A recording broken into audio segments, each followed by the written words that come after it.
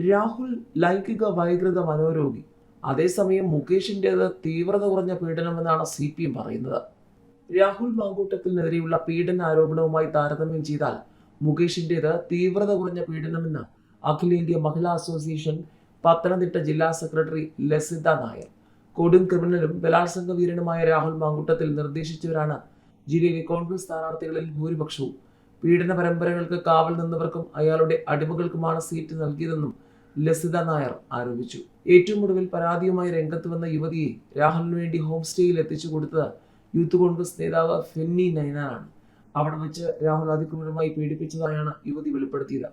ആക്രമിച്ച് ശരീരമാകെ മുറിപ്പെടുത്തിയതും യുവതി പരാതിപ്പെടുന്നുണ്ട്. ഇതിന് യുവതിയെ ഹോം സ്റ്റേയിൽ എത്തിച്ച ഫെന്നിക്ക് അടൂർ നഗരസഭയിലാണ് സീറ്റ് നൽകിയത്.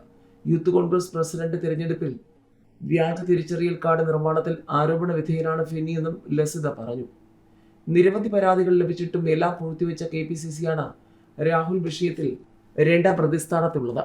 ലൈംഗിക വൈകൃത മനോരോഗിയായ രാഹുൽ മാങ്കൂട്ടത്തിലിനെ പോലെയുള്ളവർ മാനവരാശിക്ക് തന്നെ അപകടമാണ്. ഇത്തരക്കാർക്ക് മുന്നിൽ നിൽക്കുന്ന സ്ത്രീകൾ ആരെന്ന് പോലും തിരിച്ചറിയാനാകില്ല. യൂത്ത് കോൺഗ്രസ് പ്രസിഡന്റ് ആകാനുള്ള യോഗ്യത ഇതായിരുന്നുവെന്നും ലസിത നായർ ചോദിച്ചു.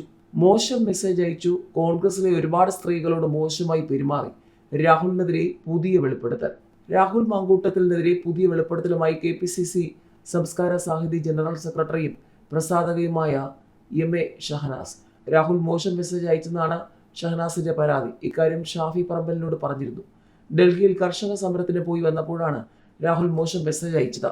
രാഹുലിനെ യൂത്ത് കോൺഗ്രസ് അധ്യക്ഷനാക്കരുതെന്ന് ഷാഫി പറമ്പലിനോട് താൻ ആവശ്യപ്പെട്ടിരുന്നതായും ഷഹനാസ് പറഞ്ഞു. കർഷക സമരത്തിൽ പങ്കെടുത്ത് തിരിച്ചു വന്ന സമയത്ത് എന്താണ് നിങ്ങൾ ഞങ്ങളോട് പറയാതെ പോയതെന്ന് രാഹുൽ മെസ്സേജ് അയച്ചിരുന്നു. വലിയ ആഗ്രഹം ഉണ്ടായിട്ട് പോയതാണെന്നും യൂത്ത് കോൺഗ്രസിലെ എല്ലാവർക്കും കൂടി ഒന്നിച്ചു പോകാനാണെങ്കിൽ വീണ്ടും പോകാമെന്നും ഞാൻ പറഞ്ഞു. അങ്ങനെയല്ല ഉദ്ദേശിച്ചതെന്നും നമ്മൾ രണ്ടാളും പോകുന്നതിനെ കുറിച്ചാണ് പറഞ്ഞതെന്നുമായിരുന്നു രാഹുലിന്റെ മറുപടി. അതിനുള്ള ഉത്തരം അന്ന് കൊടുത്തിരുന്നു. കോൺഗ്രസിലും മഹിളാ കോൺഗ്രസിലും യൂത്ത് കോൺഗ്രസിലുമുള്ള സ്ത്രീകൾക്ക് രാഹുലിനെ കുറിച്ച് ഏകദേശ ധാരണയുണ്ട്. അയാൾ അധ്യക്ഷ പദവിയിലേക്ക് വരുന്നെന്ന് കണ്ടപ്പോൾ ഇക്കാര്യം കൃത്യമായി മെസ്സേജ് അയച്ച് ഷാഫി പറമ്പലിനോട് പറഞ്ഞിട്ടുണ്ട്. കോൺഗ്രസിലെ ബാക്കിയുള്ള സ്ത്രീകളോട് രാഹുൽ മോശമായി പെരുമാറിയില്ലെന്ന് നിങ്ങൾക്ക് തോന്നുന്നുണ്ടോ? പെരുമാറിയിട്ടുള്ള ഇഷ്ടം പോലെ ആൾക്കാരുണ്ട്. അവർ കൂടി തുറന്നു പറയാനുള്ള സാഹചര്യം ഉണ്ടാകാനാണ് താനിപ്പോൾ പ്രതികരിക്കുന്നത്. ഷാഫി പ്രസിഡന്റായിരിക്കുമ്പോൾ സ്ത്രീകൾക്ക് പ്രവർത്തിക്കാൻ അനുമതിയില്ലായിരുന്നു. രാഹുലിനെതിരെ പല പരാതികളും ഷാഫിക്ക് ലഭിച്ചിരുന്നു. പുരുഷാധിപത്യം എല്ലായിടത്തുമുണ്ട്. കോൺഗ്രസിൽ ഇനിയും സ്ത്രീകൾക്ക് പ്രവർത്തിക്കണം. അതുകൊണ്ടാണ് ഇപ്പോൾ ഇക്കാര്യം പറയുന്നത്. പാർട്ടിയെ കളങ്കപ്പെടുത്തുന്നത് രാഹുലിന്റെ പോലുള്ളവരാണ്. സ്ത്രീ എന്ന രീതിയിൽ അന്ന് തന്റെ പരാതി പരിഗണിച്ചിരുന്നെങ്കിൽ ഈ അവസ്ഥ വരില്ലായിരുന്നു. രാഹുലിന്റെ ഗാർഡിയനാണ് ഷാഫി. തന്നെയും MK മുനീർ MLAയും ചേർത്ത് യൂത്ത് കോൺഗ്രസ് നേതാവ് അപവാദ പ്രചാരണം നടത്തി.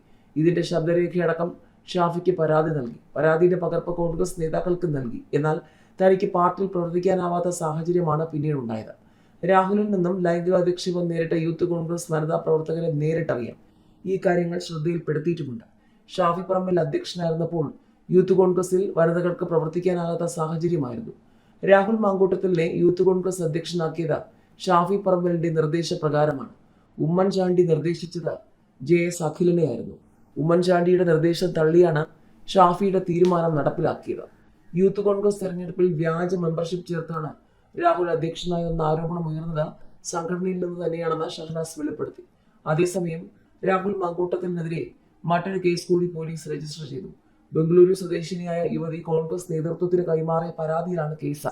പരാതി കഴിഞ്ഞ ദിവസം തന്നെ കോൺഗ്രസ് നേതൃത്വം സംസ്ഥാന പോലീസ് മേധാവിക്ക് കൈമാറിയിരുന്നു. ബലാത്സംഗ കുറ്റം ചുമത്തി ക്രൈംബ്രാഞ്ചാണ് FIR രജിസ്റ്റർ ചെയ്തത്. തിരുവനന്തപുരം ക്രൈംബ്രാഞ്ച് DYSP സജീവന്റെ നേതൃത്വത്തിലുള്ള പ്രത്യേക സംഘത്തെയും കേസിന്റെ അന്വേഷണത്തിനായി നിയോഗിച്ചിട്ടുണ്ട്.